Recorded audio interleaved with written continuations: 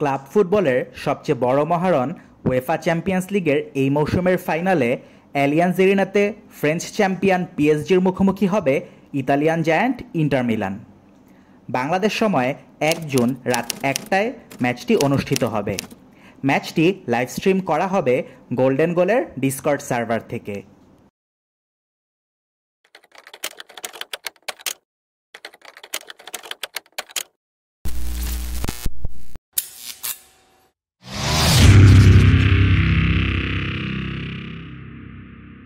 ফরাসি ক্লাব পিএসজির সামনে রয়েছে ঐতিহাসিক ট্রেবল জয়ের হাতছানি।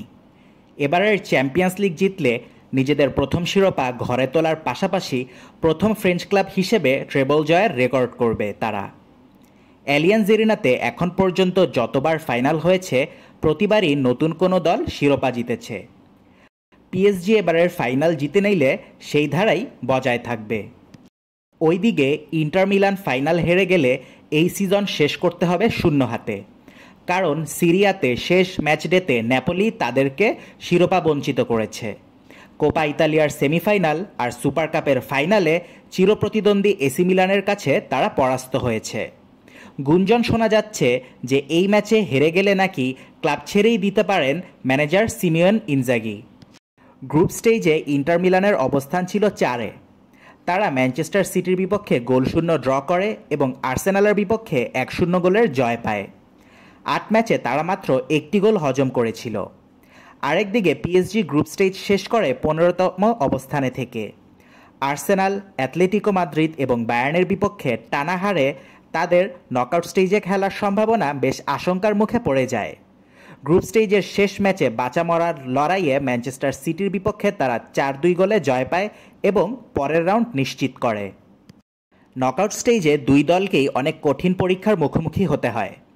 পিএসজিকে প্লে অফ খেলতে হয়, সেখানে তারা ব্রেস্টকে 2 লেগ মিলিয়ে 10-0 গোলের ব্যবধানে পরাজিত করে। এরপর তারা একে একে 3টি ইংলিশ ক্লাবের বিপক্ষে খেলে। রাউন্ড অফ 16-এ লিভারপুলের বিপক্ষে টাইব্রেকারে গোলকিপার ডোনারুমার নায়কোচিত পারফরম্যান্স, কোয়ার্টার ফাইনালে অ্যাস্টন ভিলার বিপক্ষে কষ্টার্জিত জয় এবং সেমিফাইনালে এসে আর্সেনালের বিপক্ষে জয় তাদেরকে ফাইনালে নিয়ে যায়। ইন্টার মিলান রাউন্ড অফ 16-এ লাউতারো মার্টিনেস এবং থুরামের পারফরম্যান্সে ফেয়েনুর্ডকে 4-1 গোলের অ্যাগ্রিগেটে পরাজিত করে। কোয়ার্টার ফাইনালে বায়ার্নের বিপক্ষে তারা মাত্র 1 গোলের ব্যবধানে জয় পায়। এখানেও জয়ের নায়ক ছিলেন লাউতারো মার্টিনেজ। এরপর সেমিফাইনালে বার্সেলোনার বিপক্ষে ইন্টার মিলানের ম্যাচ দুইটি স্মরণকালের শ্রেষ্ঠ একটি সেমিফাইনাল টাই হিসেবে ধরা যায়। টান টান উত্তেজনার এই টাইয়ে 2 লেগ মিলিয়ে 6 গোল হজম করলেও প্রতিপক্ষের জালে 7 গোল দিয়ে ফাইনাল নিশ্চিত করে ইন্টার। ডুমফ্রিস আর থুরামের পারফরম্যান্স ছিল চোখে পড়ার মতো। এই ম্যাচে বিশেষ নজর থাকবে গোলকিপারদের দিকে। সমার এবং ডোনারুমা দুইজনেই অসাধারণ শট স্টপার। ডোনারুমার রয়েছে ইউরো জয় এবং তার গোল্ডেন বল জেতার অভিজ্ঞতা, তবে এটাই তার প্রথম উয়েফা চ্যাম্পিয়ন্স লিগ ফাইনাল। সমারের এমন কোনো বড় স্টেজে এটাই প্রথম ফাইনাল, তবে সেমিফাইনালে লামিনের শটগুলো সেভ দেওয়াই তার ক্যালিবার বুঝিয়ে দেয়। ডিফেন্ডারদের লড়াইয়ে পিএসজির সেন্টার ব্যাকদের চেয়ে ইন্টারের বাস্তনি আর আসারবিরা এগিয়েই থাকবে, তবে ফুলব্যাক ডুমফ্রিস আর ডিমার্কোর সাথে মেন্ডেস এবং হাকিমির লড়াই চলবে সমানে সমান। মিডফিল্ডে দুই দলই সমান শক্তিশালী বলতে হবে। ভিতিনহা আর রুইসদের বিপক্ষে বারেলা এবং চালহানাগলুদের লড়াই হবে দেখার মতো। তবে আক্রমণে নিঃসন্দেহে এগিয়ে থাকবে পিএসজি। দেমবেলে, বার্কোলা আর কাভারাৎসকেলিয়া নিজেদের সেরা দিনে দুমড়ে মুচড়ে দিতে পারেন যে কোনো ডিফেন্সকে। বেঞ্চ থেকে আসা ডেজার্ডুও বদলে দিতে পারে ম্যাচের দৃশ্য।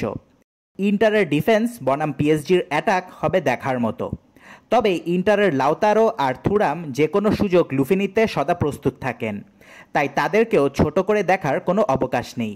পিএসজির মেইন ম্যান দেমবেলে চ্যাম্পিয়ন্স লিগে এই সিজনে 8 গোল এবং 4 অ্যাসিস্ট করেছেন। ওইদিকে ইন্টারের ক্যাপ্টেন লাউতারো মার্টিনেস করেছেন 9টি গোল। দেমবেলে বনাম লাউতারোয়ের এই দ্বৈরথ হয়তো এবারের ব্যালন ডি'র জয়ী কে হবেন সেটাও নির্ধারণ করে দিতে পারে। সিমিওনে ইনজাগি 2 বছর আগেও উয়েফা চ্যাম্পিয়ন্স লিগের ফাইনাল খেলেছিলেন ইন্টার মিলানকে নিয়ে। সেবার স্প্যানিশ ম্যানেজার পেপ গার্ডিওলার ম্যানচেস্টার সিটির বিপক্ষে তার দলকে হারতে হয়েছিল। সেবার ট্রেবল এবং প্রথম চ্যাম্পিয়ন্স লিগ শিরোপা জিতেছিল সিটি।